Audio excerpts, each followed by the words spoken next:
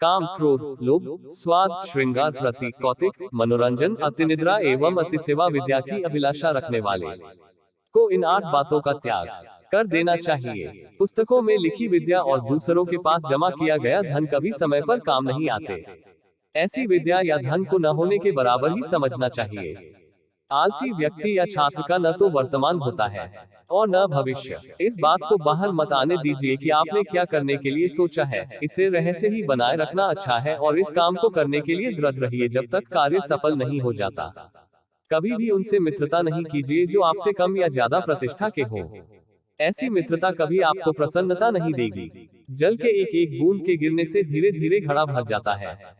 इसी प्रकार सभी विद्या, धर्म और धन संचय धीरे धीरे ही होता है। कोई काम शुरू करने से पहले स्वयं से 3 प्रश्न कीजिए, मैं ये क्यों कर रहा हूँ, इसके परिणाम क्या हो सकते हैं और क्या मैं सफल हो पाऊंगा। जब गहराई से सोचने पर इन प्रश्नों के संतोषजनक उत्तर मिल जाएं, तभी आगे बढ़ना उचित है। जब आप किसी काम की शुरुआत करते हैं तो असफलता से मत डरे और उस काम को न छोड़ें।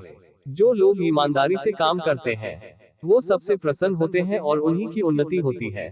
सुख की अभिलाषा रखने वालों को विद्या प्राप्ति की आशा का त्याग कर देना चाहिए। विद्यार्थी को सुख की आशा का त्याग कर देना चाहिए।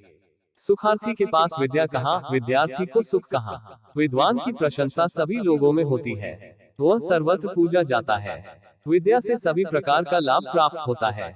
विद्या की पूजा सर्वत्र होती है, इसीलिए अधिक से अधिक ज्ञान अर्जन कीजिए। ऐसी गाय से क्या लाभ जो न गर्भिणी होती हो न दूध देती हो।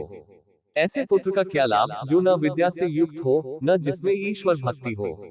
प्रवास काल में विद्या मित्र होती है, घर में पत्नी मित्र होती है, रोगी के लिए औषधि मित्र होती है और मृत्यु के बाद धर्म ही मित्र होता है। धन से हीन होने पर कोई हीन नहीं हो जाता, वह निश्चय ही धनी है यदि उसके पास विद्या है। जिसके पास विद्यारूपी रत्न नहीं है वह प्रत्येक वस्तु से हीन है, उसका धन भी निरर्थक ही है। पुस्तकों के पढ़ने से विद्या नहीं आती, वह गुरु के सानिध्य से प्राप्त होती है। केवल पुस्तकों के ज्ञान को प्राप्त करने वाला विद्वान सभा में उसी प्रकार अप्रतिष्ठित होता है जिस प्रकार कोई दुराचारिणी स्त्री गर्भधारण करने पर भी समाज में सम्मानित नहीं होती।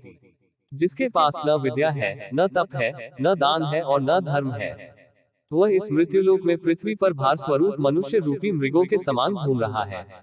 वास्तव में ऐसे व्यक्ति का जीवन व्यर्थ है, वह समाज के किसी काम का नहीं है। आशा है कि आपको चाणक्य नीति का यह संकलन मजेदार और रोचक लगा होगा। ये विशेषतः छात्रों के लिए समर्पित है। ये शिक्षाप्रद चाणक्य की नीतियां आपके जीवन में सफलता लाएगी।